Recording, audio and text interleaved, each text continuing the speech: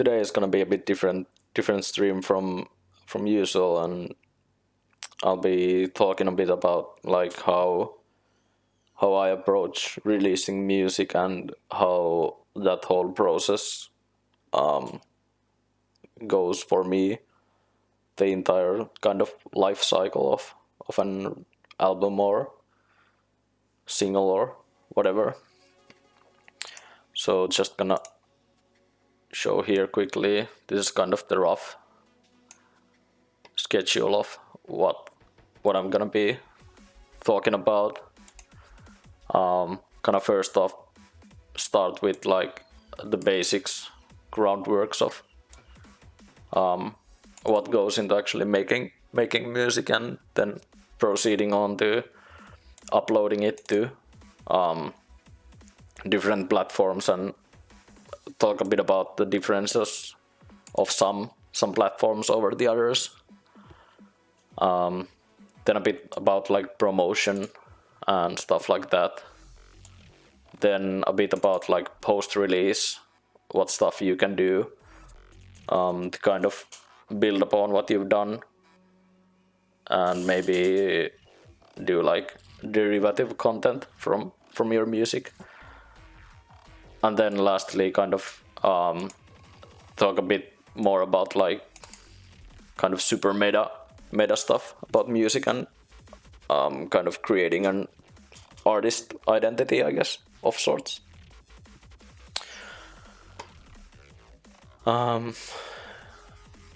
You can stay and watch and leave, but hope you have a wonderful stream. Thank you, Rora.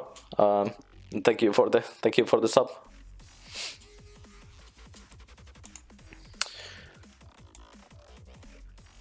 So yeah, I guess I could get started on this stuff. So for like the groundwork in making music, I thought about just kind of making your art this like super obvious thing. Like, of course you need to have something you can release, but also I thought that like a big part of this would be like learning new stuff and getting feedback on your art, because as much as there's like a kind of common conception, I guess, about making the kind of art that just like feels good to you, it's always nice to have like other people who can give feedback on your art and kind of help you make your art kind of subjectively better, and kind of help you on your way to get like closer to what might be your like ideal artistic vision.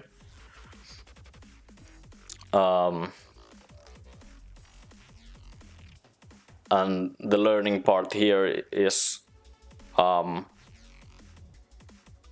encompasses a lot of like just watching tutorials and stuff like that, where you can actually find like a lot of inspiration in just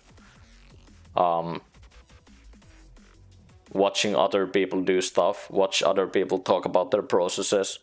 And this is kind of the space that my content online exists in. And I want to like provide other people the resources to kind of get better.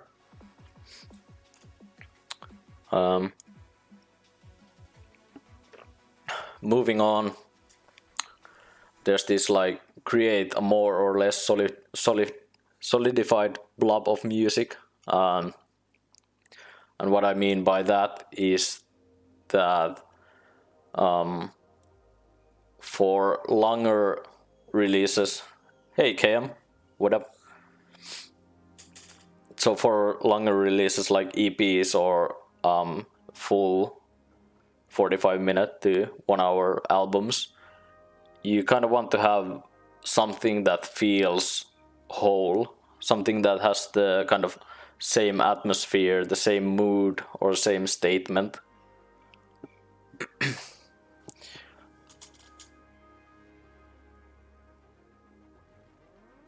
Can you move the notepad to the middle out of the way? Oh yeah. There we go. So those of you who just joined in, I haven't really like talked much, just like kind of going through the basics of just like making music and like learning and getting better and getting feedback from other people. So where was I? Solidified blob of music. So for example, when I made my EP, I wanted to create this kind of same atmosphere to the whole thing, even though some of the songs were like, I made them like in the beginning of the year, more or less, something like 2 or 3 months ago, and some of the songs I made like a week before I released that EP. But I still like, I always kept in mind the kind of general mood of what I wanted to achieve. So for this, I actually want to show off from my SoundCloud. This is like the point here. More so like these 2 chapters. So with this EP, I wanted to like create songs that have like overwhelming, dark and drowning atmospheres, that feel like organic and claustrophobic yet strange and distant. So how those like translate to actual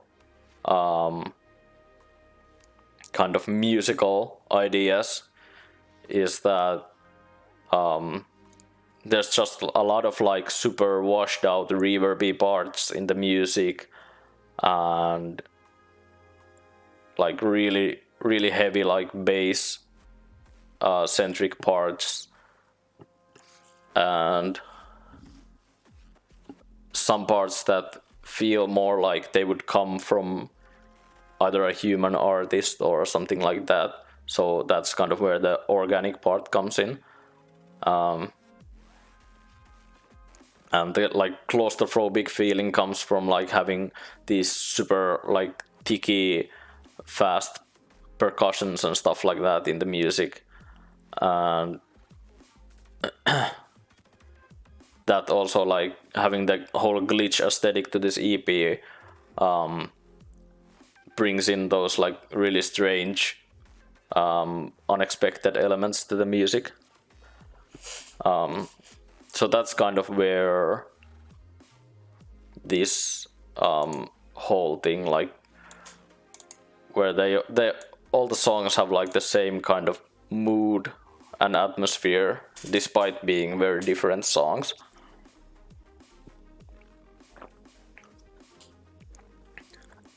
And the statement part is kind of, this depends a lot on your like own artistic perspective on things. So depending on what kind of music you do and what kind of person you are in general, this can take a smaller or bigger part in your art. So for me, that came into picture like creating this kind of context to this EP, I guess, where a lot of the songs also, for me personally, tried to capture that feeling of just like this year being an absolute like clusterfuck of shit and just being like super overwhelmed by stuff.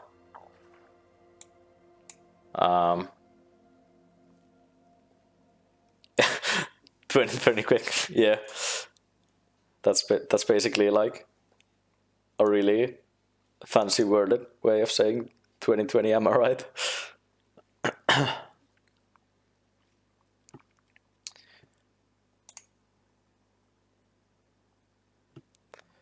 So yeah, to kind of, I guess, to show off like actual concrete examples of this, I could play off like a few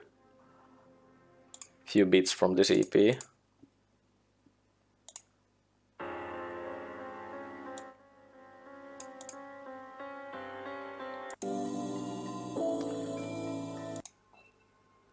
I think more so on the like latter half of this EP, it starts to feel more like what this vision tried to capture. So just in here, this intro, you get this like really eerie, washed out sound.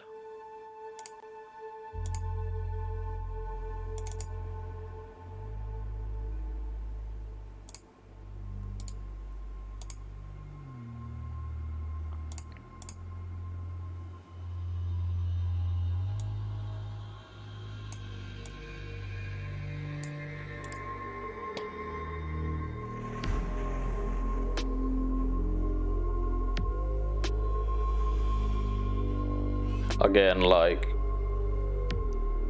just really dark and drowning atmosphere that doesn't really feel like it's moving anywhere. It's just like super kind of spacey and dense and exhausting.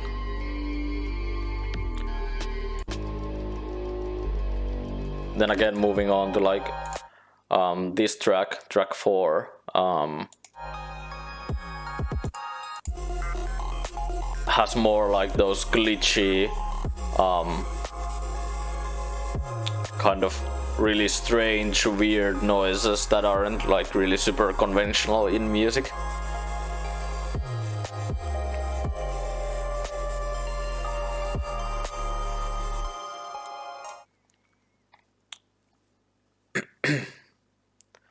And then again in the last song, that I feel like this is the best song on the album.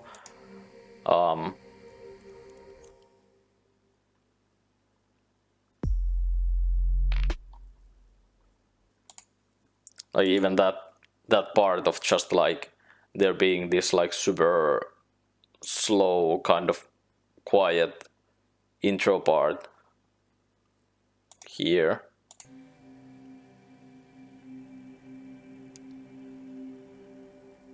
It doesn't really feel like, well, anything. It doesn't really have any tonality or rhythm. It's just like spacey, random shit. And then you get hit with that like super, just like super hard, like one single bass note.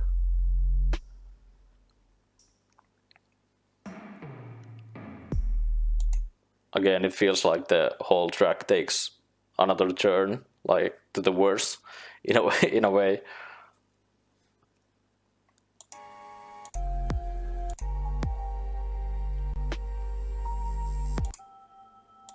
And this like part in the outro with the like kind of music boxy type of melody. With that, I just tried to capture like a sort of like lonely vibe, just being like stranded alone.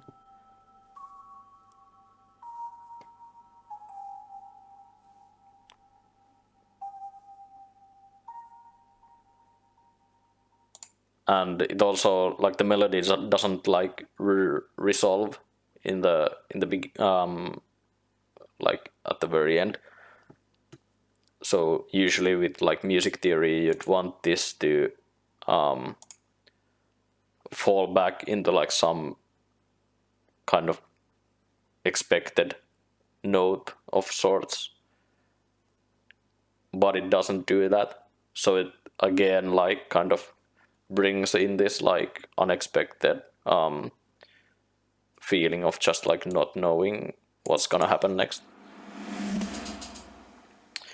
Yo, thanks for the follow, Basho. If that is Basho, if I remember your username correctly.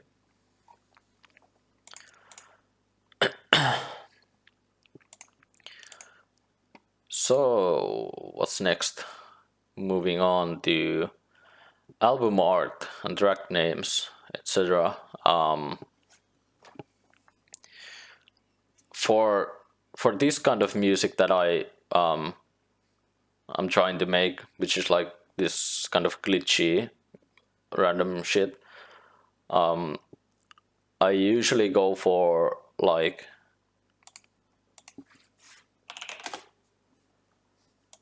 kind of graphics that are the product of some like random software.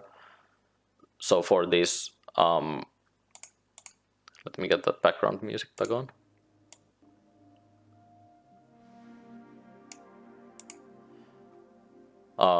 So for this, I just used this application on my phone called Glitch Lab, and I just threw in like some random picture that I had on my phone and ran it through some like filters, and eventually got this. Then I just like threw in the like artist name and album name. So it wasn't actually like super special or anything, just like I tried to just do something that kind of encompasses the whole glitch aesthetic. And you can see like kind of there's more structure in this like left half of this image, and then it kind of gradually breaks down when you move on to like the right side of the image. So that again tries to kind of show that like process of stuff just breaking down, which was like a big part of the whole idea behind this album.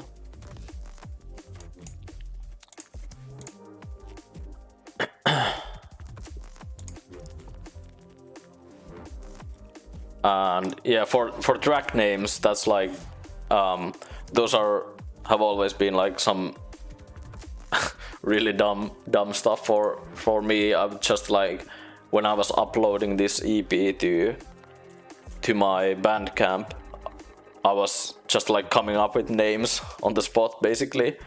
For some of these songs I did have a name already came up with, but some I was just like, yeah, sure, let's just put that there. But again, like with these like track names, you could have been like more creative and kind of thought about this whole aesthetic of the entire album in general.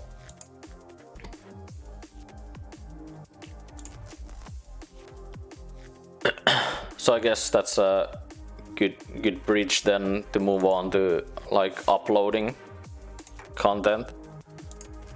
So for me, I guess a big part is on like selecting which platform to use and stuff like that, is just like how easy it is for me as a musician to get my stuff there. So in that regard, I've always liked SoundCloud and Bandcamp, because for SoundCloud it's just like literally there's an upload button here, and when you click it you can choose a file to upload, and that's it. You don't have to do like anything else, and when you're done with it, it's there out in the public, so to speak. And for Bandcamp, it's a very similar process, but maybe a bit more convoluted when you want to like monetize your stuff. So with Bandcamp, it's also like just adding in a new album and coming up with like album name and then just add the tracks. With Bandcamp, you have a few things you need to do, like in terms of like using PayPal for donations and stuff like that. But they have like really good guides for that, so it's not like super big thingy.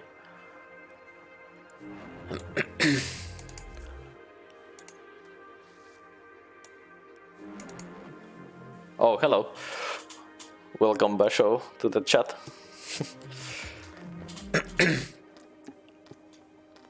So yeah, with like benefits of SoundCloud and Bandcamp over something like Spotify or iTunes or stuff like that, is that it's just like easier as an artist to kind of get your stuff just like uploaded to a platform, so you don't have to like really do much. With Spotify, it's a bit different because you need to basically get a subscription from a distributor, which in this case would be something like TuneCore or DistroKid, which are like kind of independent third-party companies that take in your like basically audio files and album covers, and they upload that to like Spotify and iTunes and stuff like that. Then again, what's the benefit of that over SoundCloud and Bandcamp is that there's like way more users in Spotify and stuff like that.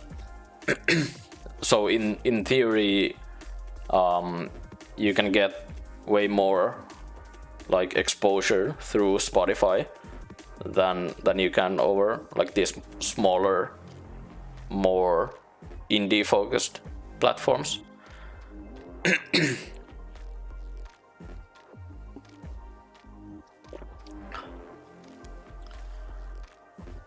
And then again,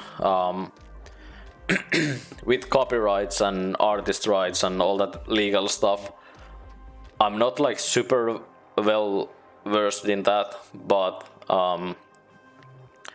essentially for SoundCloud, I actually set it up to so that like anyone can go to this page on my SoundCloud and click here and download the file, and it's also like licensed under this license, so anyone is free to copy and redistribute the material, and also like remix, transform and build upon the material for any purpose, even commercially.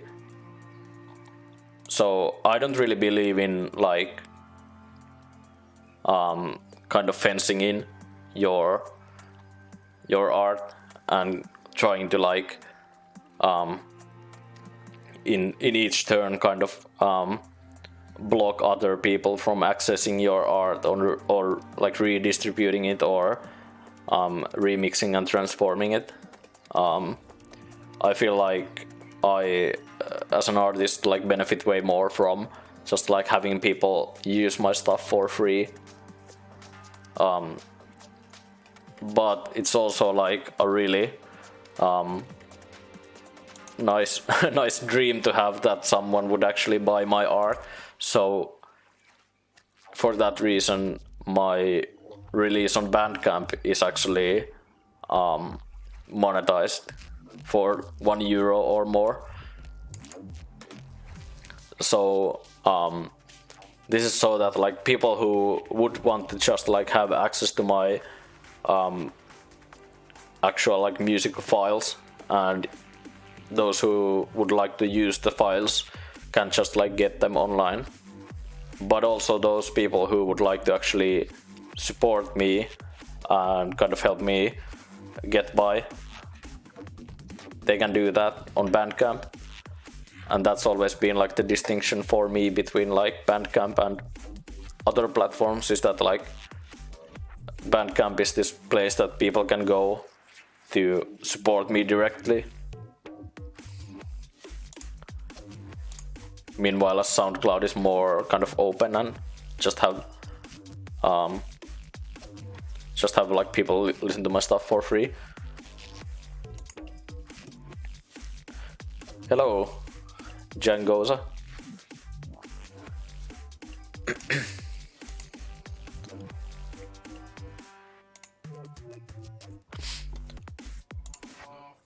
So let's see.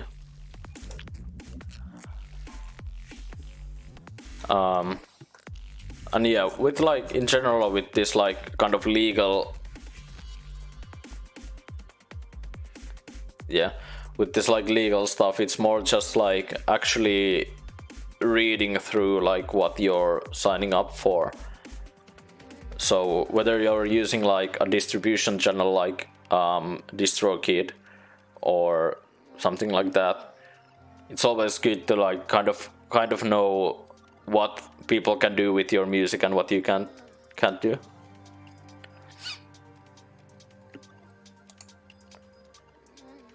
And yeah, like no one is obviously like telling you to only use SoundCloud and never use anything else. All of these choices have like their own kind of benefits and drawbacks. I know for then if you're like going to the whole like label stuff, that's like kind of where stuff gets even more confusing, and sometimes labels can have like way more rights over your music than you actually do. So that's like something to kind of be careful for.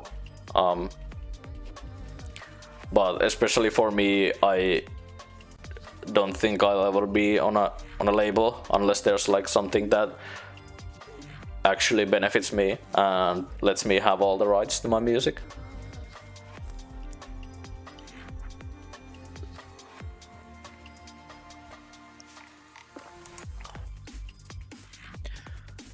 And there's also like a lot of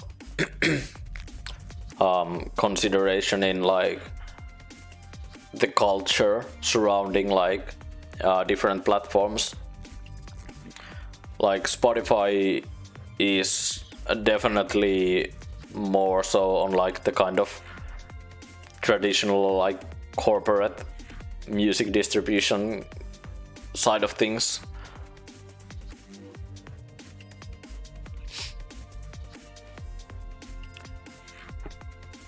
And yeah, that's like a big point on like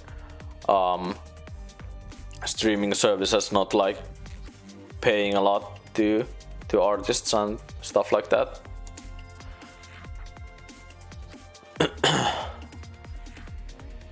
So obviously like if you want to make money out of like Spotify streams, you have to have like thousands of like listeners per month, probably more so like over 2,000 up to like 10,000.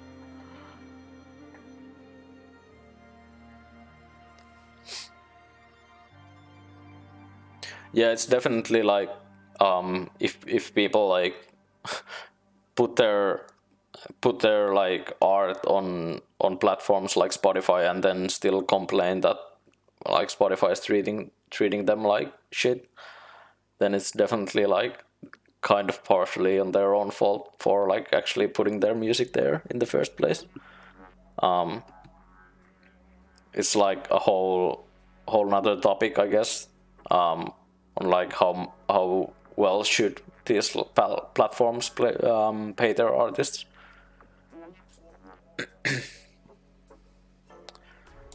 But yeah, for me in particular, I've liked SoundCloud and Bandcamp a lot.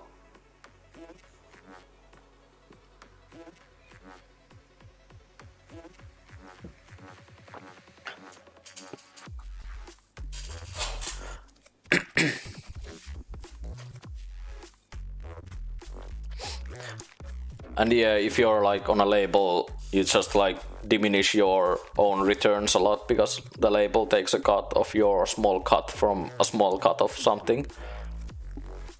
Like in my example, if someone buys my album on Bandcamp for let's say €3, Bandcamp takes 15% out of it, and then there's some kind of like processing fee, I think, again. And then in the worst case, I can't remember if there's another processing fee when Bandcamp pays you the money, like to your PayPal, but there's definitely a lot of like skimming going on. So if I get like €2 from someone buying my album for €3, then it's like imagine having like a label on top who would take like even a bigger cut of that. So you'd have like, let's say, €1.50 out of €3 or something like that. And yeah, PayPal is a bit expensive, but for some platforms it's the only way to go. Like Streamlabs donations are only PayPal, I think. Bandcamp is only PayPal.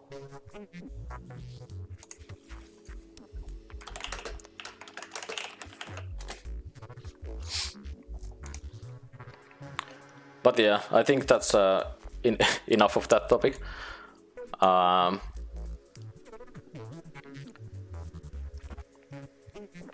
Moving on, I just realized I haven't like updated the actual thingy on screen. So let's do this.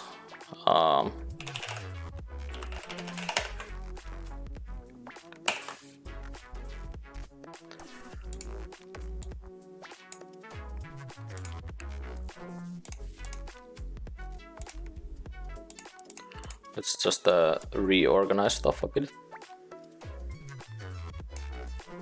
Something like that. So yeah, sharing stuff. This is like a big part of like just growing as a content creator in general. Like this is kind of the point where this entire conversation is gonna shift more out of kind of just the music context and more towards like just creating content online. So to begin,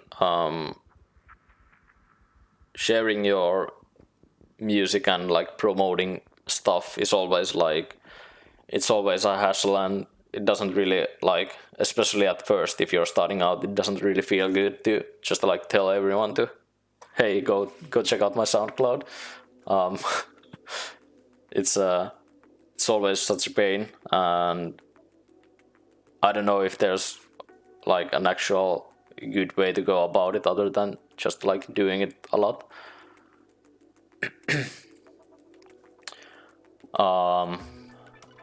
So channels to share in. I've been like a really big fan of just like being part of kind of grassroots movements and stuff like that. Yeah. Yeah, sharing art always feels painful.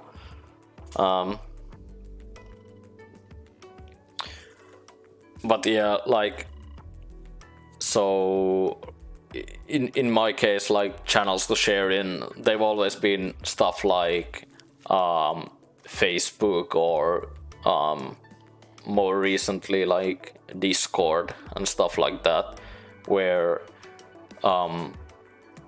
it's like 9 out of 10 times it's always like just me telling my like already established friends that I put out an EP or something like that.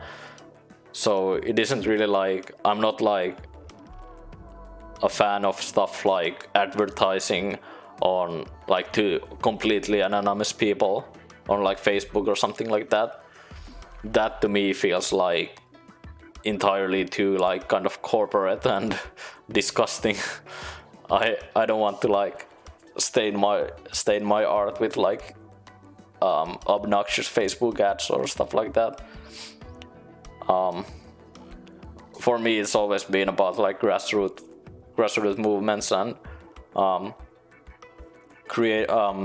creating and establishing kind of friendships and connections to like people who enjoy my art. So that ties into like who to share my art to. So for me, it's always like kind of trying to figure out if there's like people I know or people I follow online who might enjoy my music and what kind of stuff they'd enjoy. So luckily in like the whole streaming world of like just people making content on Twitch, a lot of people understand this struggle. So most, if not all, like Discord servers for people and stuff like that have like self-promotion channels. So it's always like there's always a place to like kind of with permission to share your stuff. So there's always like a kind of accepted space to put your stuff in. And this kind of goes with the next point of like semantics of social media. And by this I mean like what kind of language do you use when you talk about your art to other people? So yo, what up, Vivi? It really do be whack. Hey, Crystal, hello.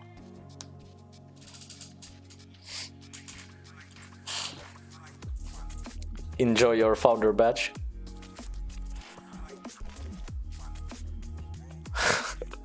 Boy queen. Ugh.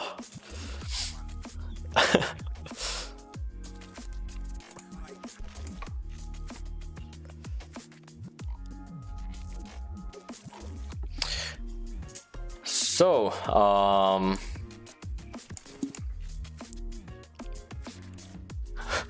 okay. Good morning, Chris. Oh yeah, KM. That Kuma hi-hat is my alert sound for subscriptions and raids, I think. So someday I hope to get like some absolute mad lad giving me like 50 gift subs or something like that, and I can just listen to Kuma hi-hats on for like 10 minutes. Oh, what? I'm learning. What am I learning?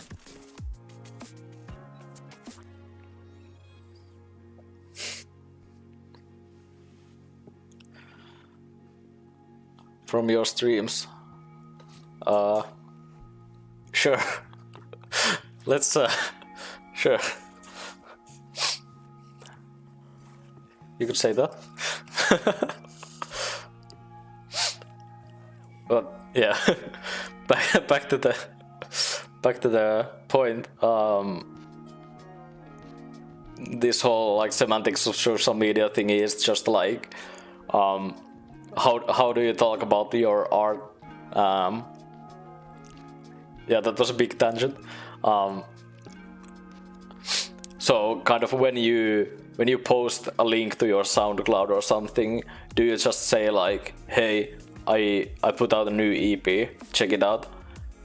Or do you kind of go more on the like kind of hype part of like, yo, I just made an EP that's like full of bangers and this whole album is like slapping absolute mad beats and stuff like that. But for that you definitely need to like kind of know the people you're sharing to. So for example, like going back to like sharing to these like Twitch streamer communities and stuff like that, there are like obviously like in this like day and age it almost feels like every single person has their own brand, which well can be debated like how nice that whole thing is, but you can always try to like kind of go with their general vibe. So if there's like a streamer that has a deep kind of specific type of vibe in their own content, you can kind of try to talk about your own art in that same way. How can anybody do that? I already hate the thing when I'm putting it out. Yeah, that's like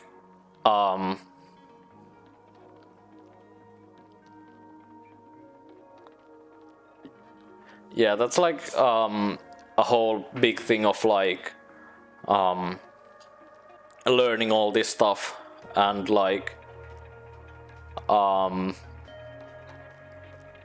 partially the reason why I do this like whole streaming thing and creating kind of tutorial content and stuff like that is that when people make their art, it should never feel like you hate it.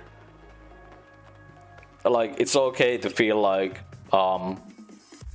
you're kind of done with the project, and when you've like made a song or album or something like that, it's perfectly fine to just be like, okay, this is done, like I don't want to like work on this anymore. But it's kind of like I feel like it hurts a lot,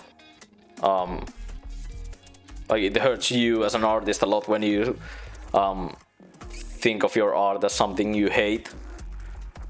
So it's definitely like trying to find like the ways you can talk about your art that isn't like, okay, I'm so fucking done with this album, please go listen to my EP, I don't want to like talk about it anymore after this message or something like that. But a lot of it just boils down to like kind of experience and learning how to talk about stuff. So basically like it took me a proper while to kind of get to this point where I can actually like finish a piece of music and talk about it like, hey, I made this. And even longer to kind of talk about it in this like super meta level where I'm using my own EP as an example, as a kind of learning piece for other people. So it's all about like kind of the process of just learning how to get better at making your art, and also like sharing and talking about your art. So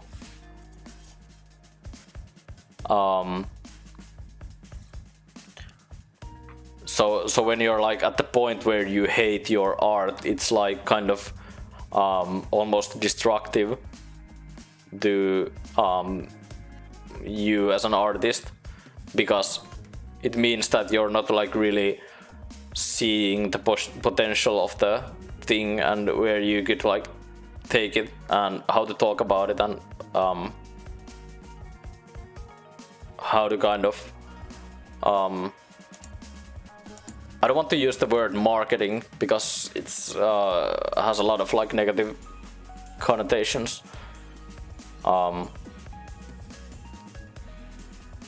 yeah, you probably get the idea of if I say it's marketing, but like just sharing your music to other people. I don't think you can do that like genuinely and kind of show your own personality in that if you hate your art. If you get what I mean.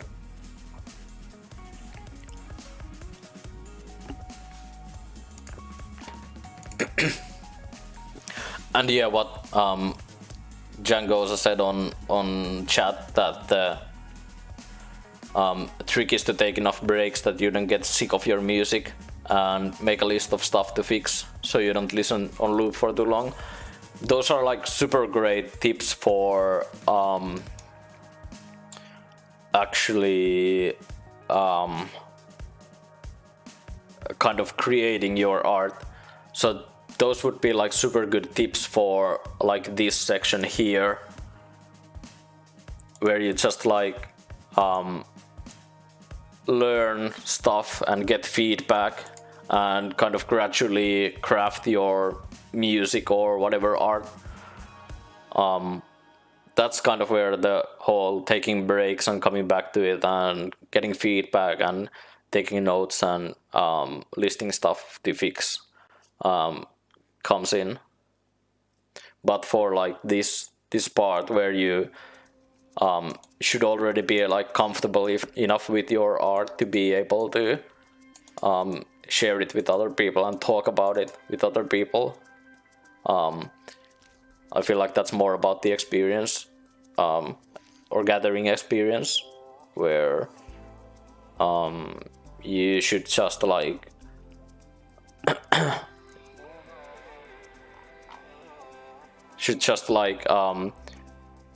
share your art, make enough art that you have something to share, and just like get comfortable with talking about it. And yeah, moving on to like what I mean with priorities here is that like who you share your stuff with and who you kind of whose opinion I guess you value the most. So so for me it's always like there are people who are like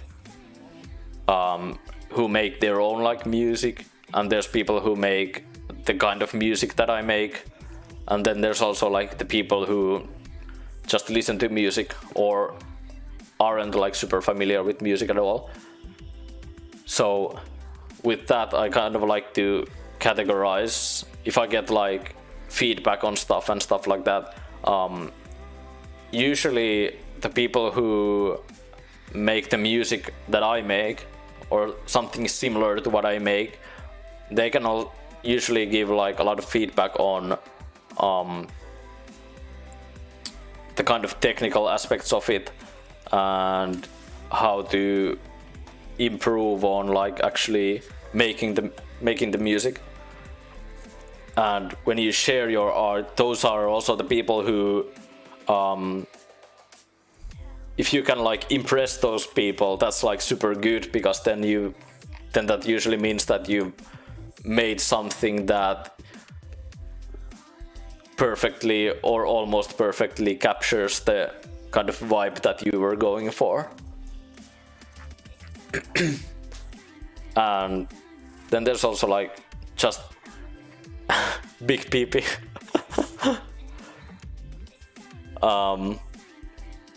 Then there's also like the casual music listeners who don't really they might not like care too much about like the super technical aspects or even the like super kind of pretentious artist aspects of it.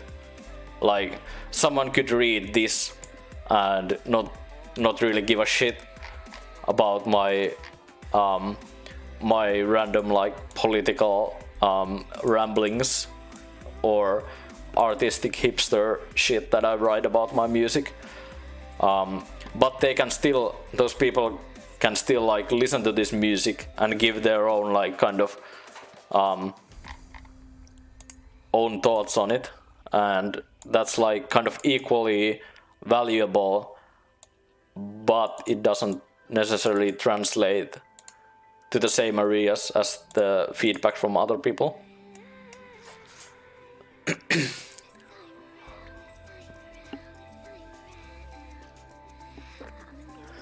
So with priorities, it's just like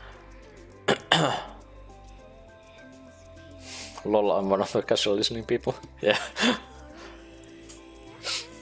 Yeah, so with priorities, it's just like when you share your music and you maybe get some feedback on it, there should be like kind of different levels on how you kind of process things and how you feel about like other people giving your feedback.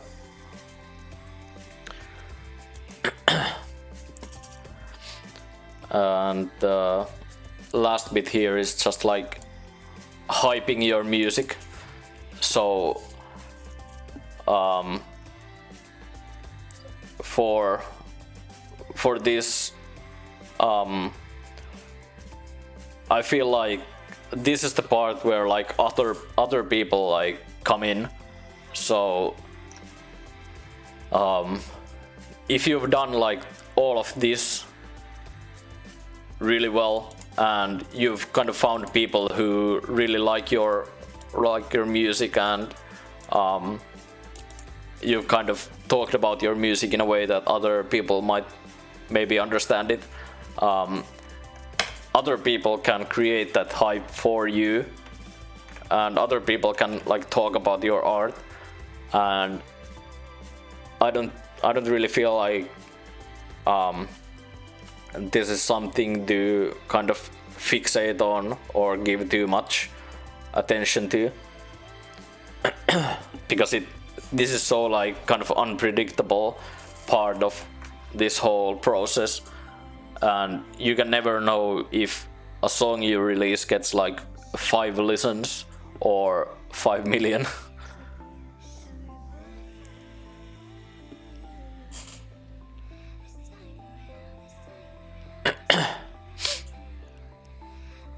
You just be humble about your part. Yeah, I mean, yeah, that's like a big part of kind of, I guess, getting value out of making art is to just be like super humble about it and not really expect any hype from anyone.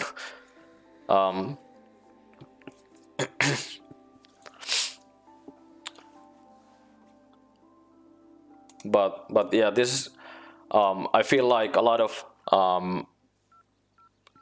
beginner musicians and people who are just making like their first releases, they might tend to overvalue the importance of like hyping, because a lot of people, I guess, when they start out have this like misconception of like if you talk about your music enough, if you hype enough about your music, you'll get like more listens and you get more fame and more whatever. But I don't really feel like that's the valuable aspect of this. All of these bits here, they build like those lasting connections. They build stuff that kind of transcends carries on through time and through releases. So if you manage to have like people who really like your music and people who you really as a person like value and prioritize their like opinion about it, that's like considerably more valuable than any hype you can get. Because hyping is always like, it's always like nice to get like a lot of numbers on stuff, and getting kind of maybe in the best case scenario getting even money out of music or arts. I figure if you spend too much time focusing on the hype, it starts affecting the art making process. Yeah, exactly. Like if you start to make music based purely on, hey, I want like a lot of listens on this song, you're gonna end up like making super generic and safe music, because that's kind of objectively what tends to do well in the market.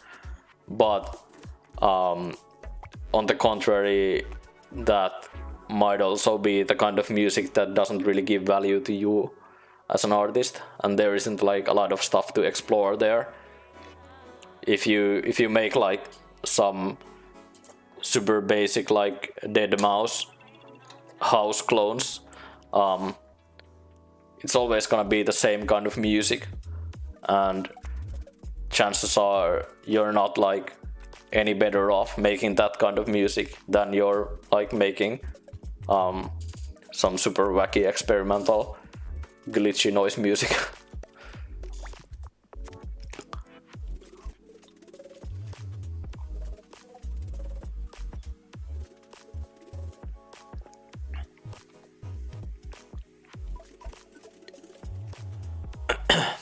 And yeah, even if there's just one person enjoying your art, it's worth it. Yeah, that's absolutely it. And sometimes that one person can be just you, and when you kind of reach a point where you make a song that you yourself really enjoy, that's like super nice.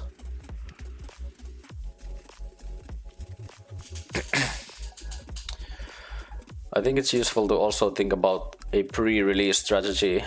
DJs often get unreleased stuff to play before it comes out, so making yourself a promo list of friends and DJs or sending to blogs who premiered the release or pre-released. Yeah, absolutely. Like that's a big thing in like music stuff, is that if you can get like other people who really like your music and that they also have like channels they can share that music in, that's like a big thing.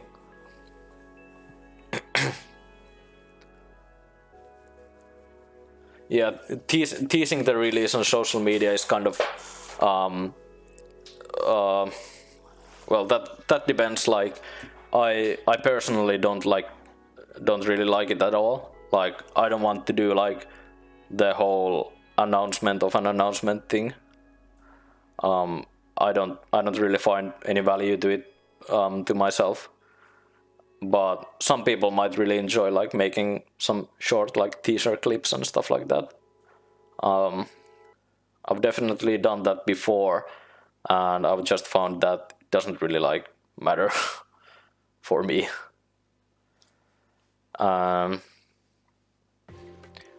yeah, to get back to the point of like DJs and premieres and stuff like that,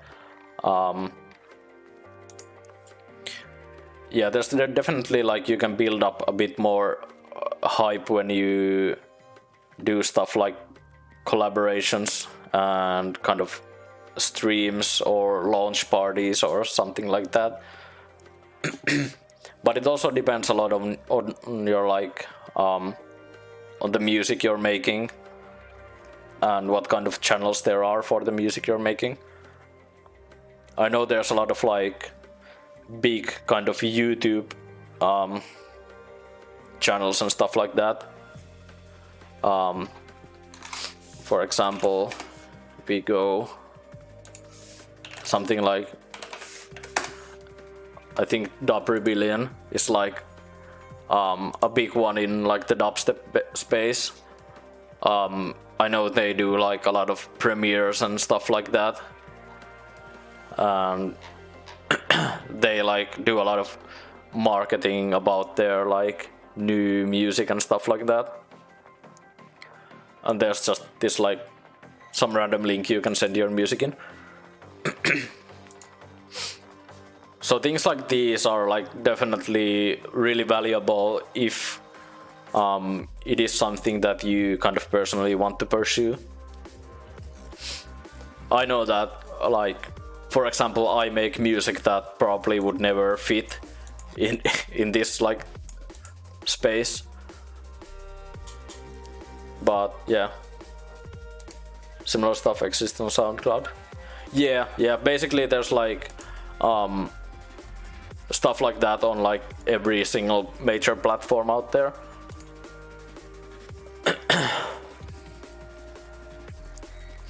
But yeah, those are definitely, I feel like, when you're already kind of established as an artist and you kind of know what kind of aesthetic you want to go to, channels like that are really, really cool for that.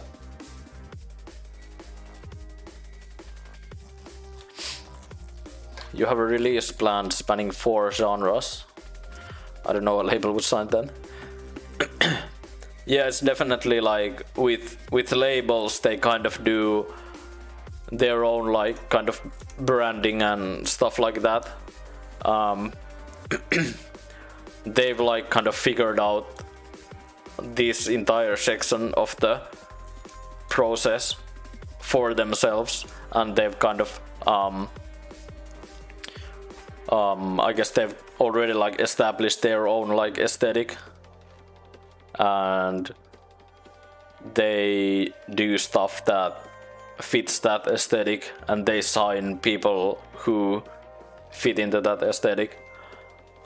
And it can be hard to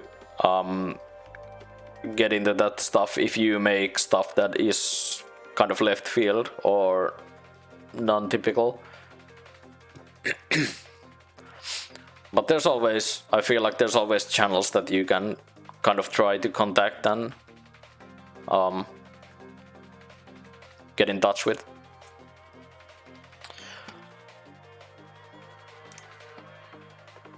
Yeah, let's move on to post-release.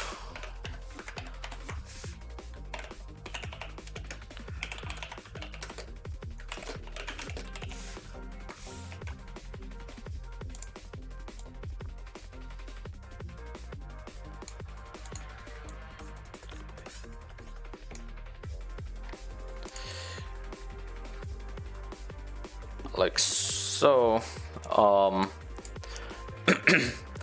So with post-release, I mean the usually around like the day after to a week after releasing something. So my first topic here is analytics. Why and why not? I personally then tend to look at like some super basic analytics for my songs for like a few days after the release, just to kind of see how it's doing. So for example, in SoundCloud, I usually just like open this page once a day and see what this number is. And I don't really like care about it, but I do want to know what it is.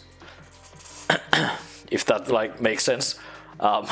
It doesn't really like affect the way I make music or affect the next release that I have in mind or something like that. I just want to know if there's like 50 people listening to it or 500 people listening to it. And these are definitely like more so on the like ego booster side of things, and I wouldn't really place too much value on them. I don't like analytics that much. There's also this page in Bandcamp that shows like kind of more detailed analytics about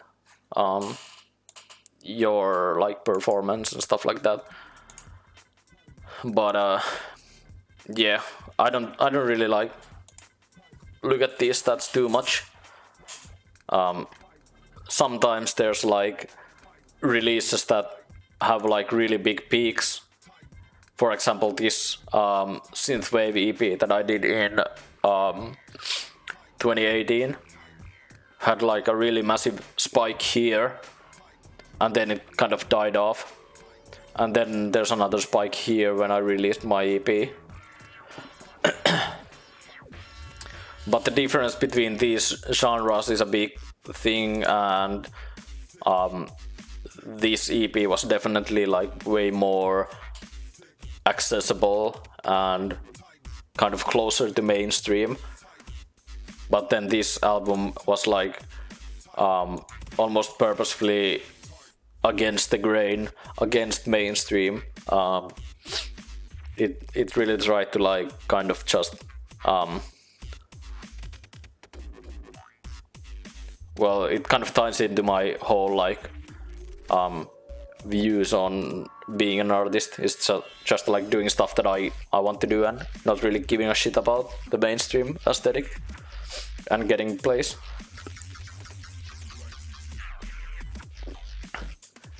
But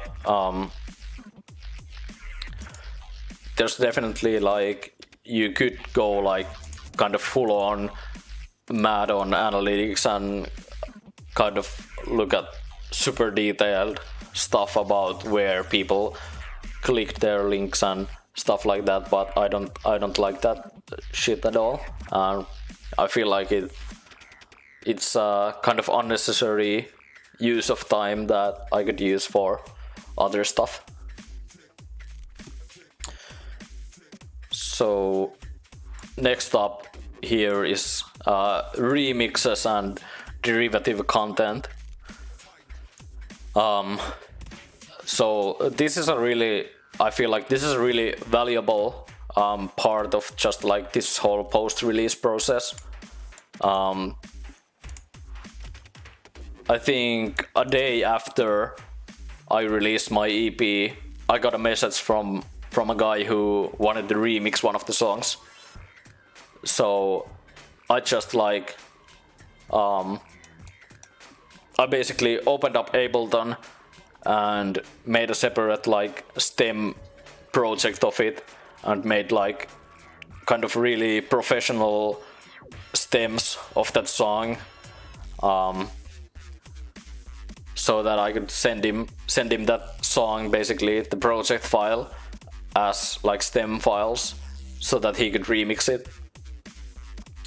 And I really value like remixes of my songs because I feel like it brings a whole another perspective into that song, and even artistically it like kind of shows how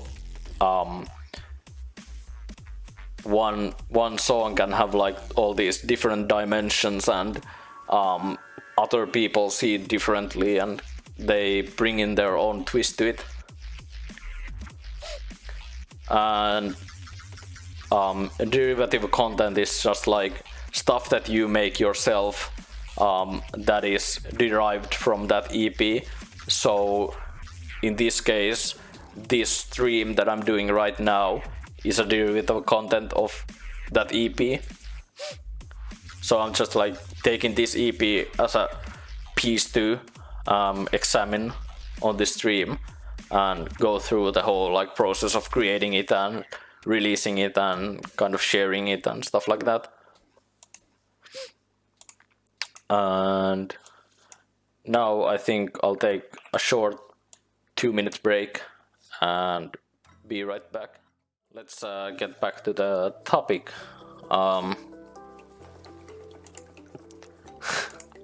You have a wireless headset. Nice.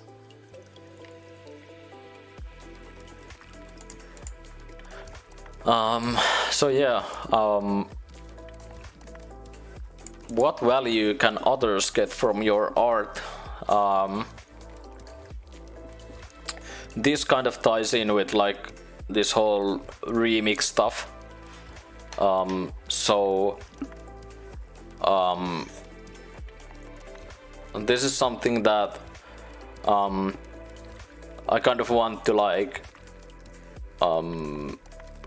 endorse, I guess, in my own actions making music, is that other people are perfectly free to just use my music for whatever they want and get like kind of extra value from me making music.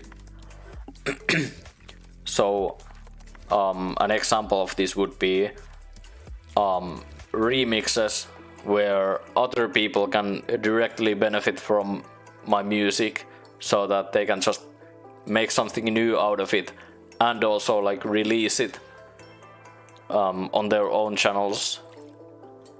And with remixes you get the kind of added benefit of boosting your kind of I guess presence online by having another person do that whole like promotion thing for you, and you can also like promote that remix of your song on your own channels, so you kind of get like double the magical currency of artists called exposure.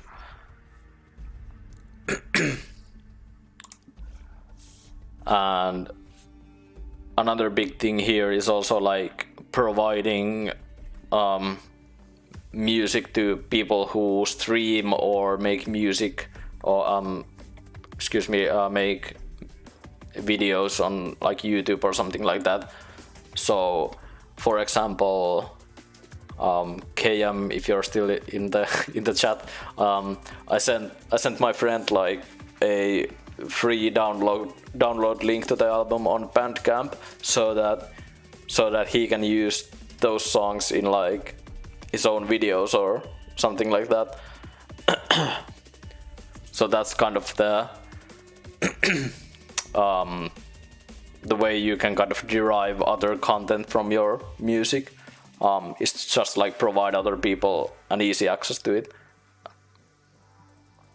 and give people like download links and stuff like that. Big thank.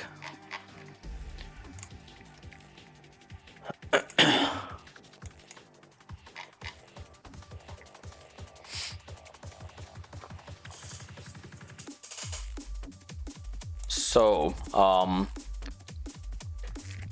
I think that wraps up our post-release thingy, and we can move on to the last section of this thingy, which I called ecosystem. And by ecosystem I mean like the space that your art exists in. So kind of quote unquote physically my art is on SoundCloud, and when people, actually let me get a private window so I'm not logged in. So when people come into my profile, they see this stuff,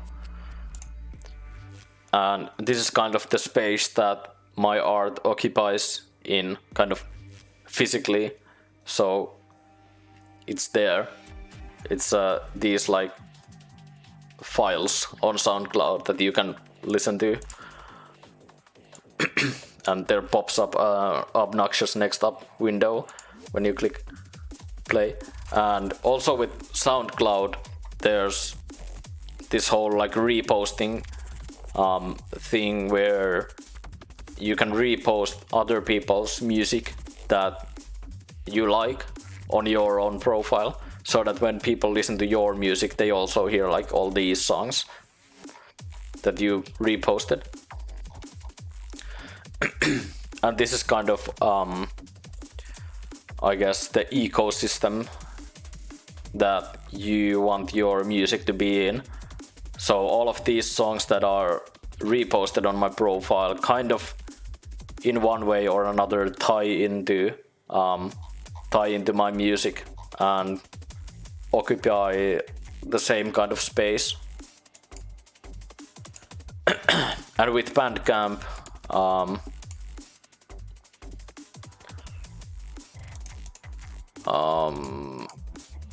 we go here. In Bandcamp, I have these two albums here, and this is the space that my art exists in on Bandcamp. So here's my shitty synthwave EP that I released 2 years ago, and here's my newest release. And you can see all this shit here. And to kind of move on to like other aspects of what a space can be, it's also like having music in like under a artist name or something like that, so that when people go to listen to your music, they kind of have this expectation, I guess, of what music they're gonna listen to. So that's kind of you want your music to kind of have the same sense of, oh, this is that artist. So that's kind of what I'm going after on this like whole space thingy. And I have this point about like diversified channels, and by that I just mean like fuck me, how do I use, so I have my own like personal profile on Bandcamp, but it has albums from these two distinct artists. So in a way, these like artist names are just like kind of sub artists of me in a way, if that makes sense. So they're just like yeah, kind of like genres. So that there's like my face right here, the man who makes the music, and then there's like these two nicknames that have their own specific kind of vibe and kind of artistic output, I guess. And then on Bandcamp, I guess these just like direct back to this page here. Aliases, yeah, that's like, I guess, another term to use. But they're also like I don't have like a specific Bandcamp profile for all of these. They're all in my profile, but they're just like different aliases.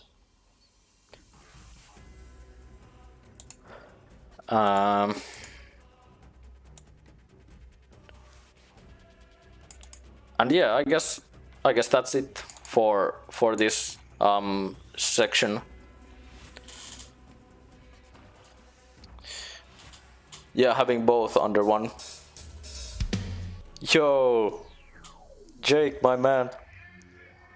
Thanks for the sub. Enjoy your non-existent emotes. You might have them later this week. Hey. I'm still sorting out like emotes and sub badges and stuff like that. I haven't really had time to figure it out.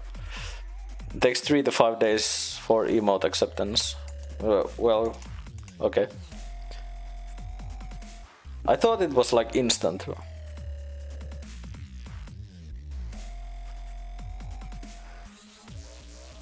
You expect €5 worth of Suomi Tex-Mex chips? Yeah, sure.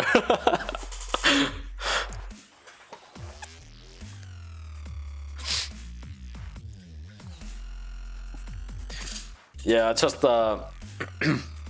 just today kind of talked with a friend who might be able to make me some emotes, so hopefully I'll get stuff sorted out.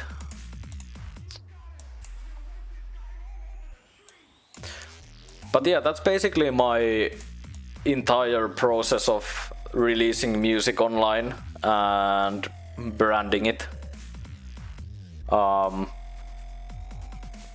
If you have any questions, shoot them in the chat, and this whole thing will be up on YouTube later, so people can kind of refer back to it and learn some stuff, hopefully.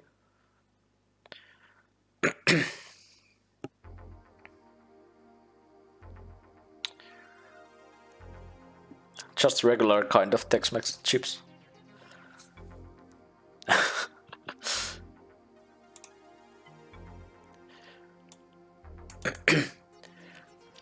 Yeah, I hope this was like an educational stream for those people who make some kind of art or music or whatever.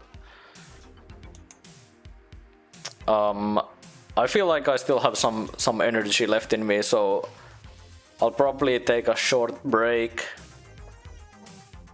maybe 10 minutes or so, and then continue on with like production. I'm gonna make some tunes.